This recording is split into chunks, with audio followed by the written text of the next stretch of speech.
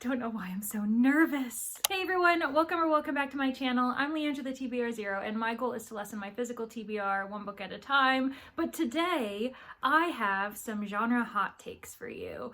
I promise you I am not targeting one particular genre over any others. The genres I'm going to talk about are some that I absolutely love, that I read every single day, and others that I avoid and try not to touch with a 10-foot pole. So basically no one is safe, and I also welcome you to comment your own hot takes within the comments. Do you agree with me? Do you disagree with me? Can you look at one of my own hot takes from a different lens? I love to see that type of thing in the comments. So yeah, please join the discussion. I also have to pause to thank everyone who has recently subscribed to my channel. You helped me reach 2,000 subscribers on this platform, and I am so grateful.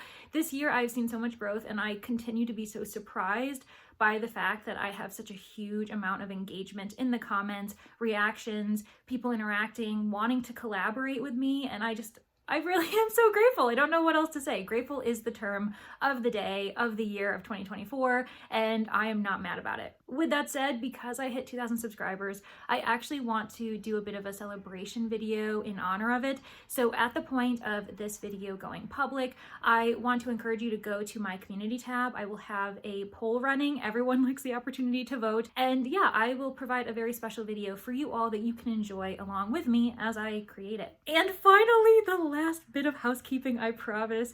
I had 2 spooky suspects join the manor recently, so I have to do a very individual thank you to them. Thank you so much to Teresa and Ollie. We are gonna have to keep an eye on you because, you know, crime is afoot and you guys are looking pretty suspicious at the moment, but I'm really grateful for you to join that community, and I really hope that you enjoy your time at the manor for however long your stay is. All right, now that that's out of the way, let's pull up my handy dandy notebook and talk about some of these hot takes. Hot take number 1 goes to the horror genre. I have gotten way more into horror in the last year and a half, so I would say this is one of my top genres at the moment that I really appreciate. I am loving the investigation I'm kind of going through as far as the various subgenres within horror, because I didn't really realize how complex of a genre it actually is, especially when we're leaning into tropes, tone, atmosphere, character development, as well as the fact that horror does touch upon some really great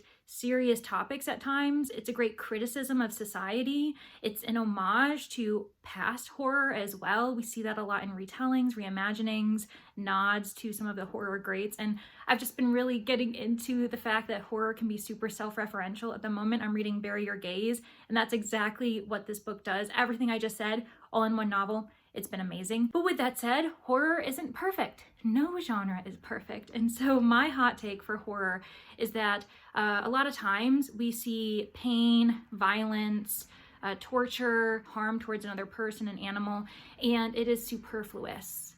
I think that any type of genre that has to include the inclusion of, say, body horror, someone being killed in a gruesome, graphic, explicit way, it needs to have a purpose. It needs to push the narrative forward. It can either be a part of what I said before, social commentary, a critique on society, on the human condition, looking into the human condition, asking critical philosophical questions while we are pushing the limits of our own comfort levels.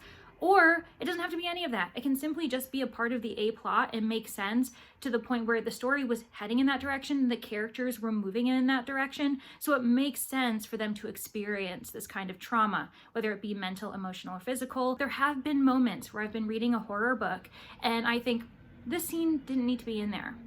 Why is it even here beyond the desired effect of creating some sensationalized pain?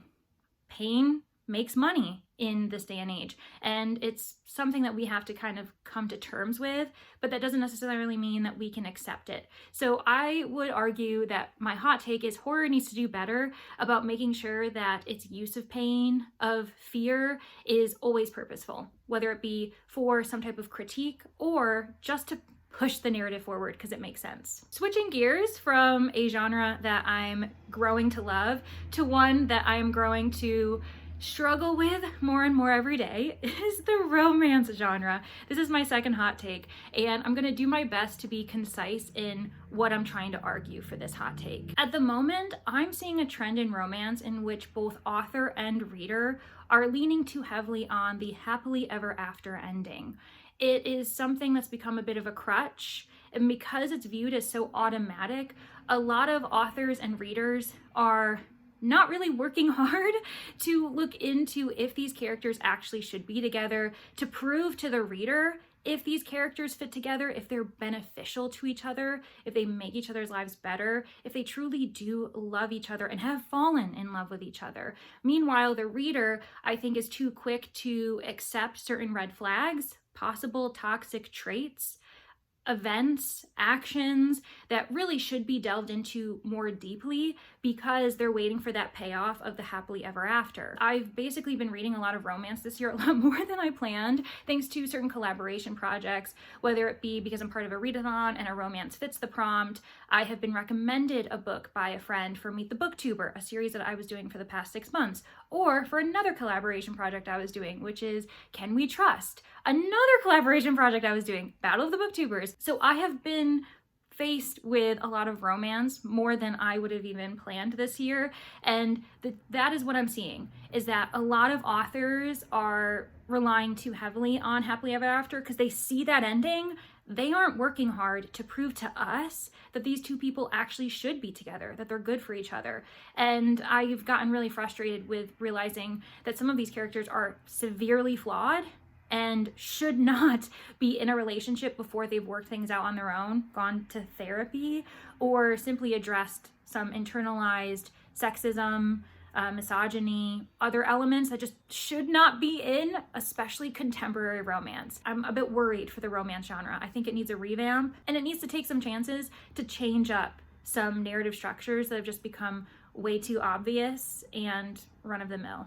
And my third genre and third hot take is involving thrillers. We all know that this is another genre that I don't tend to vibe with very much. And speaking of the suggestion that romance needs a revamp, I think thrillers need a revamp, a rebrand, and just a complete restructuring of what thrillers are, because I'm seeing a lot of repetition in this genre more than I'm seeing in anything else when it comes to narrative structure, characters, certain archetypes, and the tropes, especially the reveal tropes. And that is what my hot take is involving. There is a certain reveal trope that I think needs to die.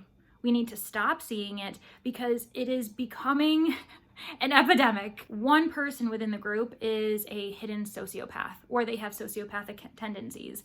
I hate it. I hate it so much. And I would argue that most of the thrillers I read include that trope to some degree, and it is infuriating. One, it's very lazy, low-hanging fruit writing, in my opinion, especially when things are going so chaotically. We're trying to figure out what's going on and how someone could be doing this. And then we just realize, oh, it's a sociopath who's been manipulating people. Okay, fine. I really also hate the fact that these types of reveal tropes, just in the thriller genre in general, but especially the sociopath one, is really hard to discuss in books because they are automatic spoilers. That is something I think thriller writers, whether it be intentionally or unintentionally, hide behind. That is their armor, because you can't just be going out spoiling a bunch of books. Because I could name probably half a dozen to a dozen books that are pretty big names that have this kind of element in there, but if I do, I've just spoiled 12 books for you. And I think that that's really frustrating, that there's a genre out there that is very heavily reliant on twists that are spoilers. So if you have an issue with these twists, if you think that they're overdone, the only proof you can provide is by spoiling all the books. My fourth hot take is literary fiction. I used to be a big literary fiction reader, mainly because back in undergrad, I was a creative writing major, and I also felt as though we were only encouraged to read literary fiction. A lot of times, interestingly enough, you'll see literary fiction is written by people with MFAs, not all the time, but a lot of times, an MFA in creative writing. So they are educated in this craft, and I think that speaks to what we expect in literary fiction. Literary fiction is not super accessible to everyone. I think that its syntax, some of the themes that are quite heavy-handed, some of the depressing elements in literary fiction isolate them from all other readers. That's not my hot take, that's just an observation. My hot take is actually that I think literary fiction, ooh, do I have two? Oh, this is bad. I would argue two. One, literary fiction is also a big offender of the superfluous pain, sensationalizing pain that we're seeing a lot in publishing right now. I don't know why we're leaning into that trend so much, but it needs to stop. Purposeful pain for activism, for spreading awareness, because it makes sense in the narrative, sure. But just pain in general, that you just want to torture a character, and then at the end of the book, you're like, why did I read this? That's when I start having a problem with it. Again, my biggest actual, critique on literary fiction, which you'll also see in thrillers a lot, so what is going on here, is that literary fiction tends to have a group of characters that are all pretty unlikable, to the fact where you don't feel confident in rooting for anyone. I think that's really crucial in narratives, no matter what genre you're in. You need a character to root for, a character that you like. They can be great characters. They can be characters that are flawed, because humans are flawed. But so often I'm seeing characters who aren't flawed, they're just bad. They're just self-serving, they're selfish.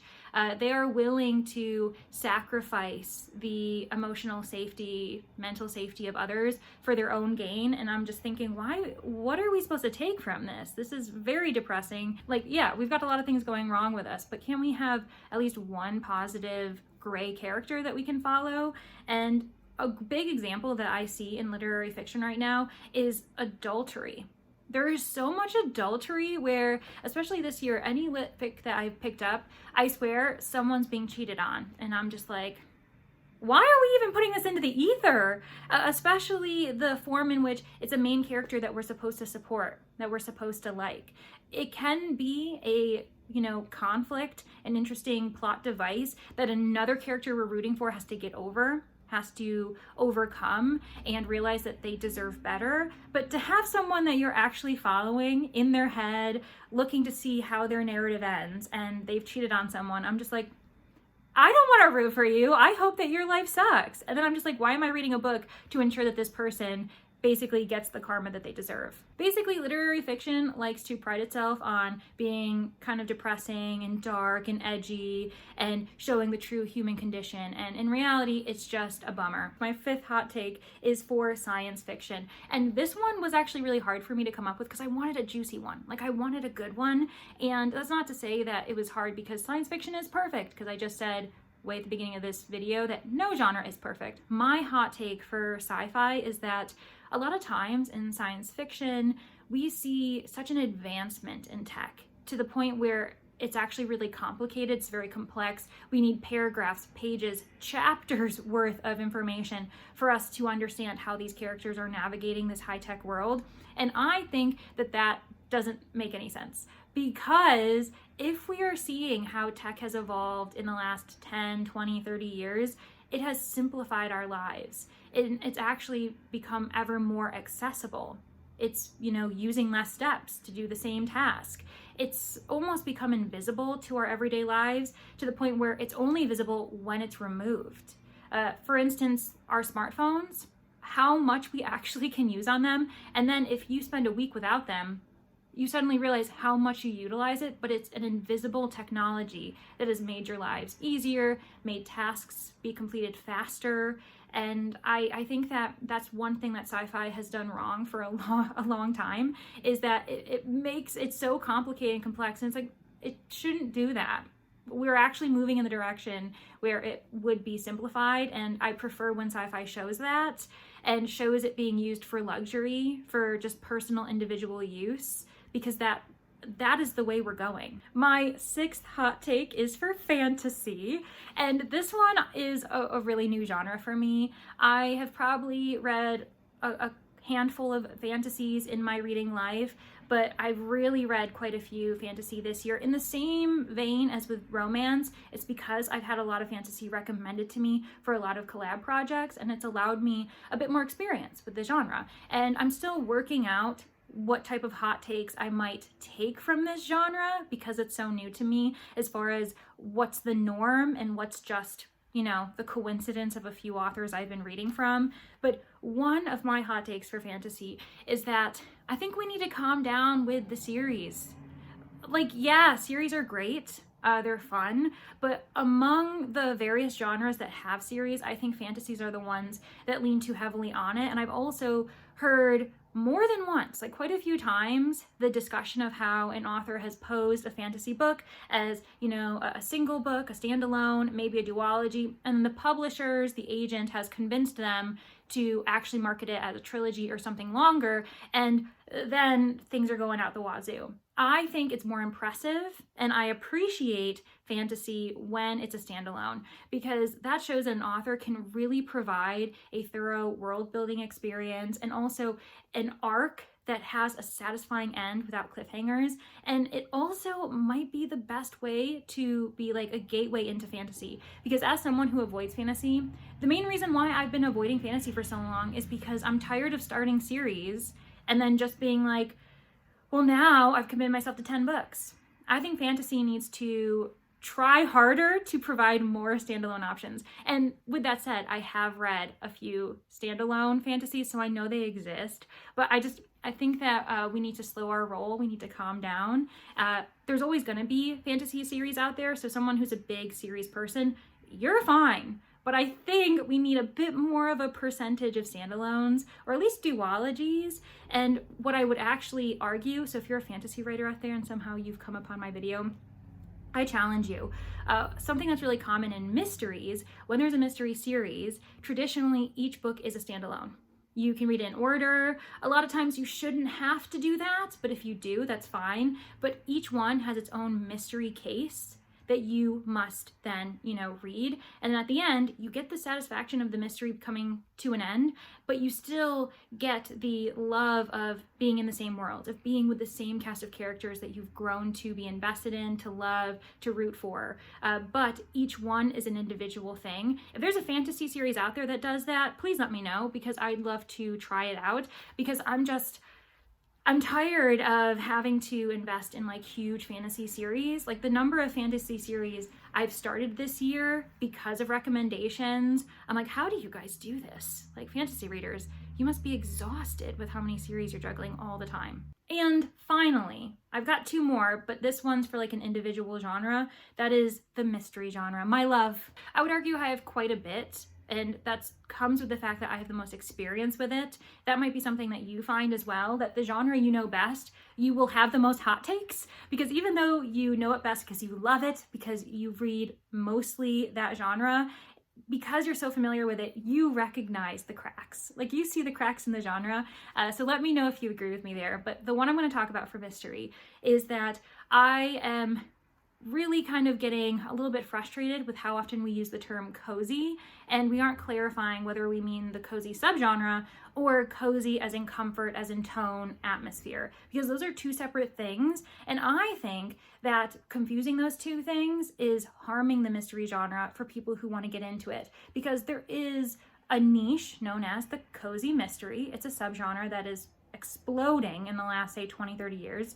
And I would argue that because of that explosion, because of how tight the tropes are, the narrative structure, the setting components, it is a very, very specific niche genre that, like, as soon as you start reading, you can start, ticking off all of the elements that are expected to be in it. So it's very structure heavy, very systematic in its design.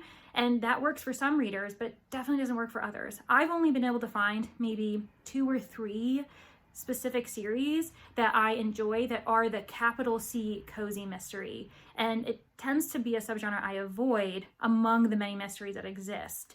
With that said, there are a lot of mysteries out there that are described as cozy with a lowercase c, and people might be hesitant to read it because of that, because they're assuming it's a part of the subgenre when it's not. For instance, Richard Osman, The Thursday Murder Club, I don't like that series, but I know for a fact that it's described as cozy, and it's not. It's cozy in comfort. It's cozy in just you being able to kind of like sit down, settle in with the characters, and feel safe, and appreciate the closing ending, that satisfaction of a very kind of satisfying ending.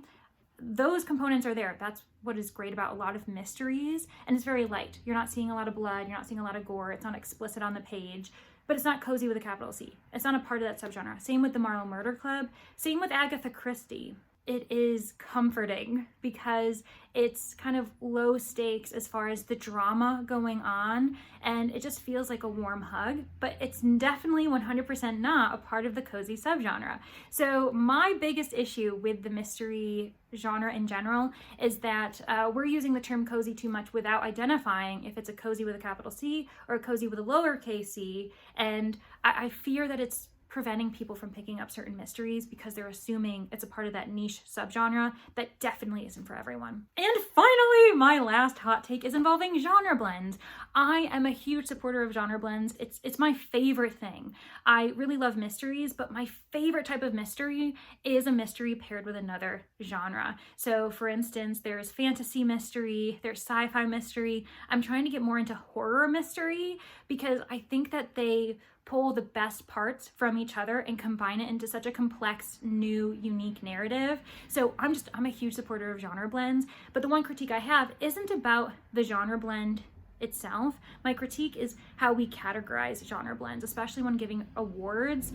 I've been talking a lot about this with other friends on BookTube. The one thing I realized is that because I'm a huge reader of genre blends, there are some books where I have to pause and think, well, which category is it going to be in? Because arguably it should be optioned for both, but I can't see that happening depending on the elements being used. For instance, a great example is The Tainted Cup. It's one of my favorite books this year, and it is a fantasy mystery set in a very heavy fantasy, semi-scientific world. So it's a bit of a sci-fi fantasy mystery genre blend, but I would say more fantasy than sci-fi. And it's a Sherlockian reimagining. That word, Sherlockian, in itself should just designate it to mystery. And I think that it will never be considered that. Even if it's like crazy popular and it's definitely going to be on the Goodreads Choice Awards list somewhere, I think it's going to be more likely in fantasy, and it wouldn't be optioned for mystery, even though we literally have a Sherlock Holmes, Dr. Watson characters that are clearly inspired by that. And I think that's a bit of a shame. I'm not sure if this is the case for all types of genre blends. For instance, I've been thinking a lot about sci-fi horror, and I could see a sci-fi horror that's super popular being in the horror category as well as the sci-fi category. But for instance, sci-fi thriller, it will never be in the thriller category. It will always be in the science fiction category, even though arguably a sci-fi thriller, the reason why it's a sci-fi thriller is because the setting is sci-fi, but the A plot is thriller. So why wouldn't it be optioned in the mystery thriller category? So that is one critique I have just on the fact that we continue to categorize things. It helps our brains. Humans love to categorize, to label, but when it comes to awards, I feel like we need to be a bit more flexible and recognize how rich and lovely genre blends are. And those are my hot takes. I don't really know how hot they were, but they're topics I really want to get off my chest, so I had to make a video involving them. Thank you all so much for getting to the end, and thank you so much to my Manor guests who continue to support me, staying with me at the Manor, where we have watch parties, book club chats, early access to videos, and some special sprinting events. I really do hope that you continue to enjoy your stay, and I'm so grateful to you all, my sleuths, my witnesses, my suspects, and my corpses, which we are definitely keeping on ice. Don't you worry about that. And on top of that, thank you again for 2,000 subscribers. Don't forget, if you want to voice your opinion about which of my projects I should do in honor of this feat of hitting this milestone, then go to my community tab. There will be a poll there, and I really do hope to see you all in the next one. Bye!